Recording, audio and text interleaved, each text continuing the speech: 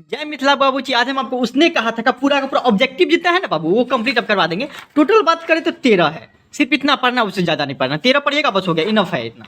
और ये जो अब कहानी है इतना मज़ेदार है ना, बोलते हैं ना कि प्यार करने वाला अंतिम सांस तक निभाता है, उसी की बेसिस पे उसने कहा था।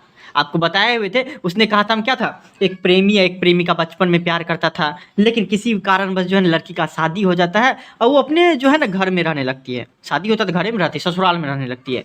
फिर क्या होता है, 10 साल 15 साल बाद जो है दोनों का मिलन होता है। कैसे मिलन होता है कि लड़की का जो हस्बैंड रहता है वो उसके प्रेमी का दोस्त रहता है और दोनों आर्मी में रहता है। तो लड़की जाने वक्त भी यही कहती है कि देखो मेरे प्यार को तुम इस तरीके से निभाना कि अगर मेरे हस्बैंड या मेरे बेटे पे गोली चले ना तो उससे पहले तुम गोली खा लेना। सोचिए, लड़का को हमेशा सेक्रीफाइस करना पड़ता है बाबू, हमेशा।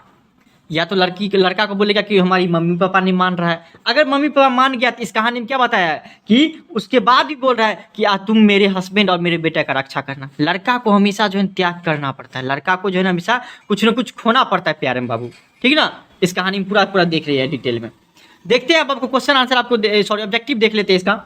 उसने कहा था कहानी के कहानीकार कौन लिखे हुए थे, उसने कहा था तो आपको चंद्रधर शर्मा गुलेरी लिखे हुए थे, ठीक ना। कौन लिखे हुए थे, चंद्रधर शर्मा गुलेरी लिखे हुए थे। 2 नंबर में देखिए आपको, उसने कहा था कैसी कहानी है, किस तरह की कहानी है इसमें, तो आपको पता चलेगा कि इसमें बोलता है कि युद्ध विरोधी रहता है, ठीक है ना।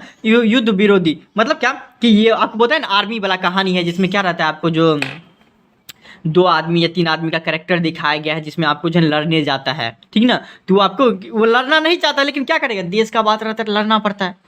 तो ये युद्ध विरोधी है, वो सब मतलब चाहता था कि संधि हो जाए, मेल मिलाप हो जाए, लेकिन क्या करे, देश का बात आ जाता है तो लड़ना पड़ता है, मतलब युद्ध विरोधी था। स्टोरी है ये, ना कि युद्ध के लिए उत्तेजित करने वाला था, ना ही मानवीय संवेदनाओं पर आधारित है। 3 नंबर में किरत सिंह कौन था, जब कहानी पढ़ेंगे बाबू तो पता चलेगा। लहना सिंह का भतीजा कौन था, किरत सिंह था। किरत सिंह कौन था बाबू, लहना सिंह का भतीजा था। कौन था, लहना सिंह का भतीजा था। हिंदी की पहली श्रेष्ठ कहानी कौन सी है, इसमें से देखिए आपको हिंदी की सबसे पहली श्रेष्ठ कहानी कौन सी है, तो आपको उसने कहा था। इतना मज़ेदार कहानी है ना, आपको हम एनिमेटेड वीडियो के थ्रू बताएंगे और बता दिए होंगे तो आपको पता चला होगा कि कितना मस्त मज़ेदार कहानी है, बहुत मज़ा आएगा इसमें। चंद्रधर शर्मा गुलेरी किस युग के कहानीकार है, इसमें से बताइए बाबू किस युग के कहानीकार है इसमें से, तो आपको प्रेमचंद युग के हैं, जिस टाइम प्रेमचंद थे उस टाइम के हैं। कौन, चंद्रधर शर्मा गुलेरी। 6 नंबर में देखिए बाबू क्या कि गद्य का विकास किस काल में हुआ था, गद्य का विकास किस काल में हुआ था, तो आधुनिक काल में हुआ था। आधुनिक, अभी कौन सा काल, आधुनिक काल, देख रहे हैं टेक्नोलॉजी कितना डेवलप हो रहा है, तो आधुनिक काल है ये सब, ठीक है ना।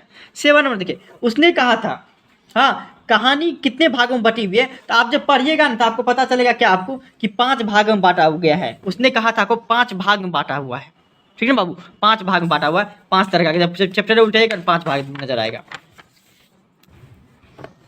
किसी कहानी को महान कैसे बनता है, कोई कहानी जो है आपको, एक सेकंड बाबू, सॉरी। किसी कहानी को महान कौन बनाता है, इसमें से बताइए किसी कहानी को महान कौन बना देगा आपको, कि कहानी का उद्देश्य क्या है, ठीक है ना, कि कहानी का क्या कहना चाहता है, ये इस कहानी का में तब देखिए कहानी लिखा रहता है, उसका मॉरल ऑफ द स्टोरी लिखा रहता है। बस महान का तब ये बनता है जब कोई कहानी को, जब कहानी का उद्देश्य रहता है।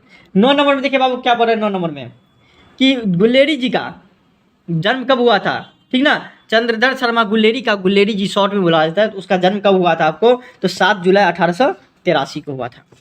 10 में देखिए सुखमय जीवन किन की रचना है, इनमें से देखिए बाबू किन की रचना है, सुखमय जीवन चंद्रधर शर्मा गुलेरी का है। किनका रचना है, सुखमय जीवन। ये भी याद रखिएगा, बहुत ज़्यादा पूछ देते रहता है कि सुखमय जीवन किनके द्वारा लिखा गया है, तो आपको चंद्रधर शर्मा गुलेरी के द्वारा लिखा गया है, ये याद रखिएगा, ठीक। 11 में देखिए बाबू क्या बोल रहे, उसने कहा था कहानी कब लिखी हुई थी, उसने कहा था कहानी कब लिखी हुई थी, तो 1915 ईस्वी में लिखी हुई थी। कब लिखी हुई थी, 1915 ईस्वी में लिखी हुई थी।